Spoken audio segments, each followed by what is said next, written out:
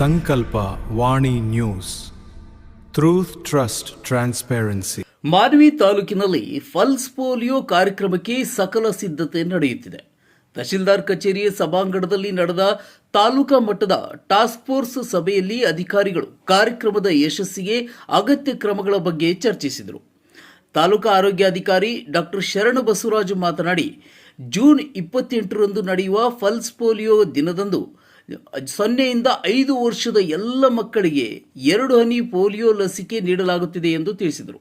ಇನ್ನು ತಾಲೂಕಿನಲ್ಲಿ 47,877 ಮಕ್ಕಳಿಗೆ ಪೋಲಿಯೋ ಹನಿ ನೀಡುವ ಗುರಿ ಹೊಂದಲಾಗಿದ್ದು, ಇದಕ್ಕಾಗಿ 222 ತಂಡಗಳನ್ನು ರಚಿಸಲಾಗಿದೆ. ಆರೋಗ್ಯ ಇಲಾಖೆಯ ಸಿಬ್ಬಂದಿ ಮನೆ ಮನೆಗೆ ಭೇಟಿ ನೀಡಿ ಮಕ್ಕಳಿಗೆ ಲಸಿಕೆಯನ್ನು ನೀಡಲಿದ್ದಾರೆ. ಪೋಲಿಯೋ ಮುಕ್ತ ಭಾರತ ನಿರ್ಮಾಣಕ್ಕೆ ಸಾರ್ವಜನಿಕರು ಸಹಕಾರ ನೀಡಬೇಕೆಂದು ಅಧಿಕಾರಿಗಳು ಮನವಿ ಮಾಡಿದ್ದಾರೆ. ಗ್ರೇಡ್ 2 ತಹಶೀಲ್ದಾರ್ ಅಬ್ದುಲ್ ವಾಹಿದ್ ಮಾತನಾಡಿ, ಎಲ್ಲ ಇಲಾಖೆಗಳು ಸಮನ್ವಯದಿಂದ ಕಾರ್ಯನಿರ್ವಹಿಸಬೇಕೆಂದು ಸೂಚಿಸಿದರು.